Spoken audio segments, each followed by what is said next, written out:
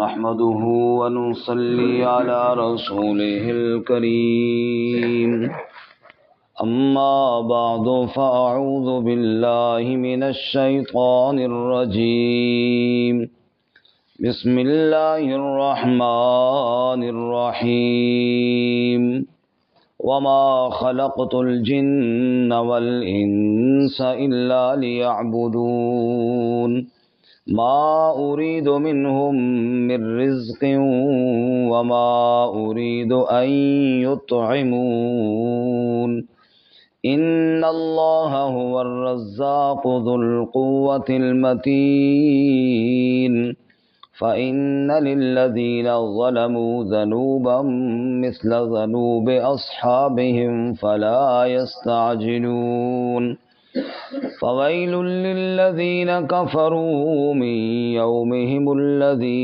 يوعدون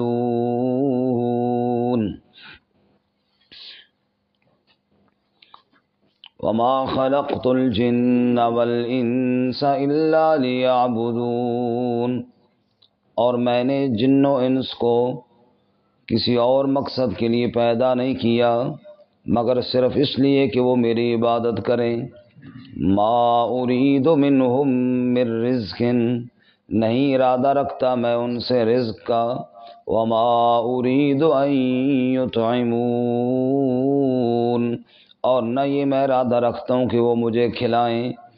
ان اللہ هو الرزاق ذو القوة المتین، بے شک اللہ وہی رزق دینے والا ہے، مضبوط طاقت والا ہے۔ فإن للذین ظلموا ذنوبا مثل ذنوب اصحابهم فلا يستعجلون، پس بے شک ان لوگوں کے لیے جنہوں نے ظلم کیا ان کی باری ہے یا ان کا پیمانہ لبریز ہو چکا ہے جیسا کہ ان کے دوستوں کا لبریز ہو چکا۔ فلا یستعجلون، پس وہ جلدی نہ کریں۔ فویل للذین کفروا، پس ہلاکت ہے ان لوگوں کے لیے جنہوں نے کفر کیا۔ من یومہم الذی یوعدون، ان کے اس دن جس دن کا وہ وعدہ دیے جاتے ہیں۔ سبحان ربک رب العزت عما یصفون، سلام علی المرسلین والحمد للہ رب العالمین۔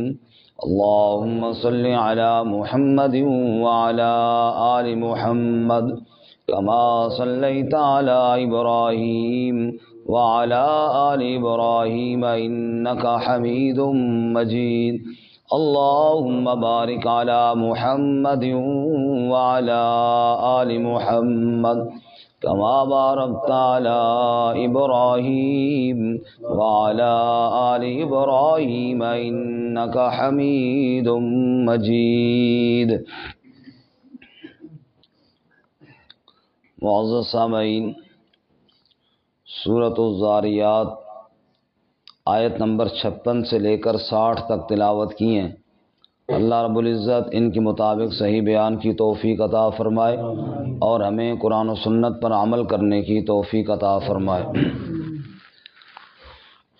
گزشتہ سبق میں ہم نے پڑھا کہ اللہ تعالیٰ نے عقلی دلائل ارشاد فرمائے اپنی وحدانیت اور اپنی قدرت کے اس بات کے لیے۔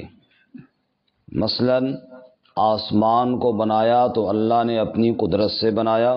تھوڑا پیچھے ہو جانا، پچھلے ساتھی میں جگہ دینا، ہلکا کھلا کر لیں۔ اللہ نے فرمایا آسمان کو ہم نے بنایا تو اپنی قدرت سے بنایا، زمین کا فرش ہم نے بچھایا، ہر چیز کا جوڑا جوڑا ہم نے بنایا، لہٰذا تمہیں چاہیے کہ اب تمہاری دوڑ اللہ کی طرف ہونی چاہیے، اور اللہ کے علاوہ کوئی اور الہ کوئی نہیں ہے۔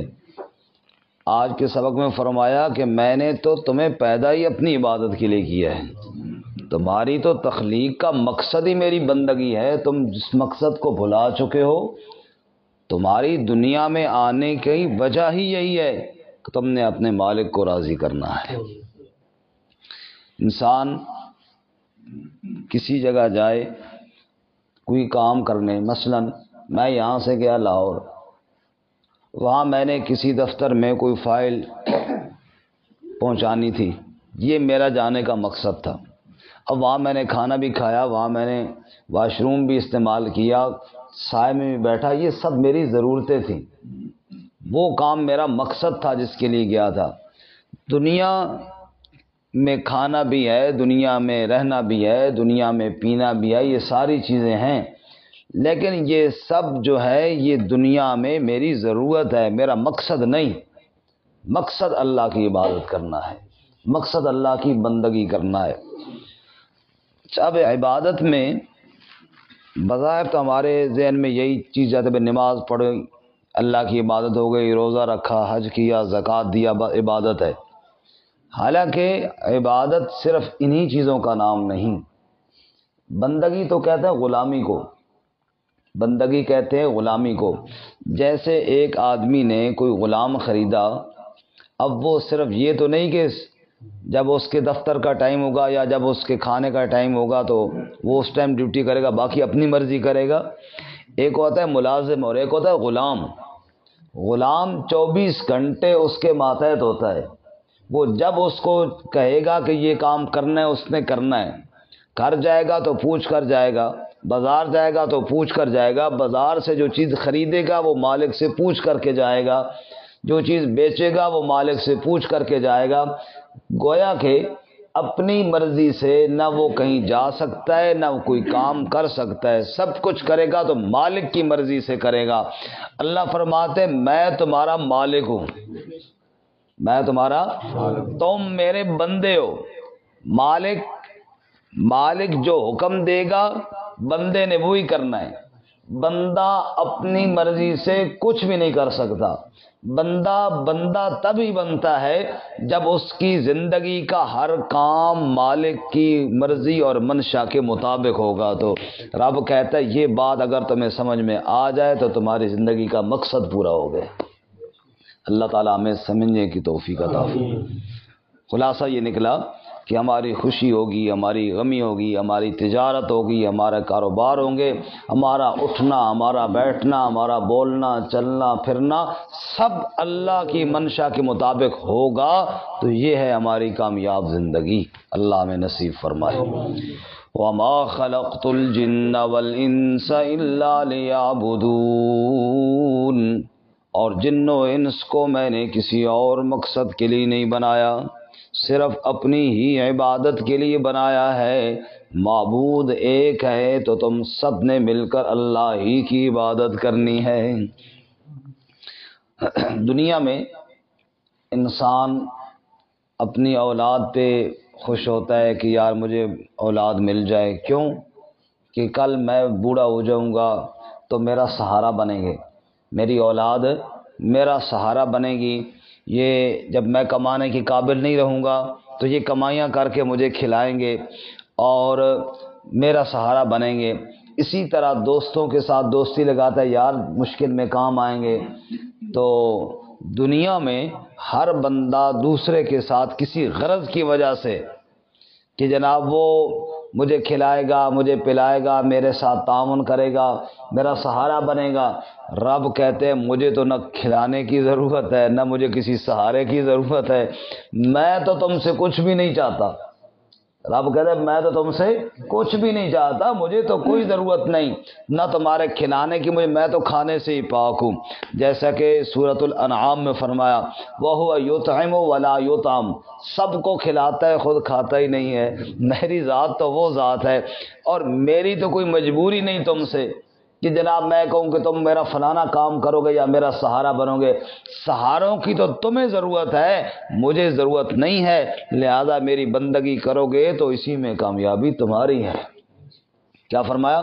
ما ارید منہم من رزق، میں نہیں ارادہ رکھتا ان سے رزق کا، میں نے رزق تو تم سے کوئی نہیں کموانا۔ وما ارید ان یطعمون، اور نہ یہ کہ وہ مجھے کھلائیں، نہ میں نے ان کو کہا کہ رزق کما کر مجھے دو، نہ میں نے یہ کہا کہ کھانا تیار کر کے مجھے کھلاؤ۔ میں کھانے سے بھی پاک ہوں، میں ضرورتوں سے بھی پاک ہوں۔ جب اللہ کریم کی ذات محتاجیوں سے پاک ہے تو عبادت کریں گے تو فائدہ ہمارا اپنا ہوگا، اللہ کریم پر کوئی احسان۔ ان اللہ هو الرزاق، اوے لوگو تم تو سب اللہ کو کیا دے سکتے ہو؟ ان اللہ هو الرزاق، تم تو سب خود محتاج ہو، رزق دینے والا کون ہے؟ سب کی جھولیاں بھرنے والا کون ہے؟ زمین میں تم دانے اور اناج کو بکھیر کے آ جاتے ہو، اس ایک ایک دانے پر 700 دانے لگانے والا کون ہے؟ ان اللہ هو الرزاق۔ تم نے تھوڑے سے پیسے تھے، بازار چلے گئے، وہ سامان لے کر آئے جو تمہاری ضرورت کا نہیں تھا، رکھ کر بیٹھ گئے اللہ کے آسرے پر، اس کاروبار کو آگے چلانے والا کون ہے؟ ان اللہ هو الرزاق، رزق اللہ دینے والا ہے۔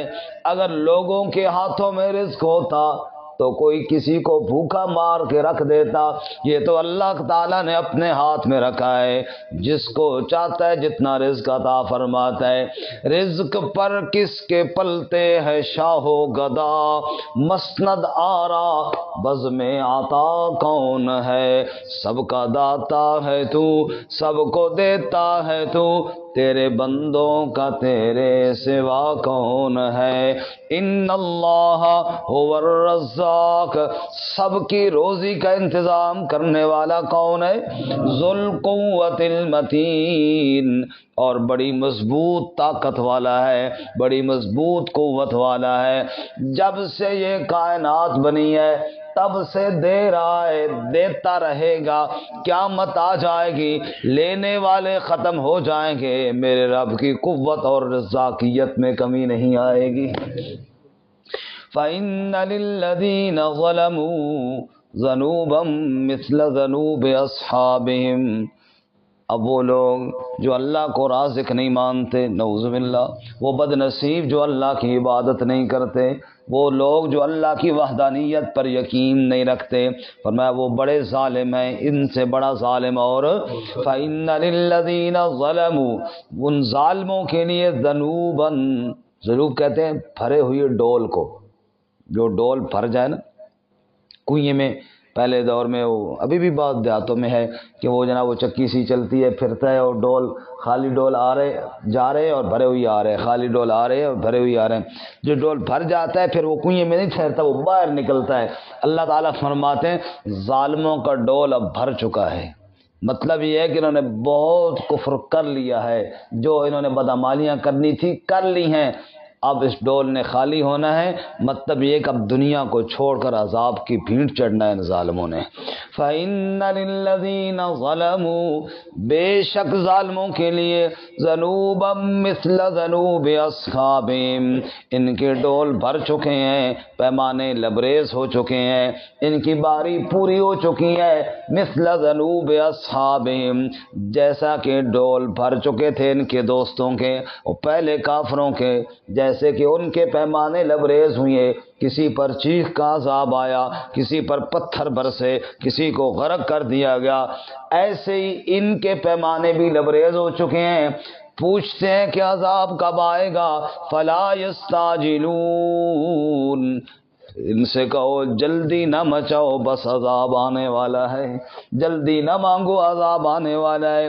فویل للذین کفروا، بس ہلاکت ہوگی کافروں کے لیے، من یومہم الذی یوعدون، ان کے اس دن جس دن کا وہ وعدہ دیے جاتے ہیں۔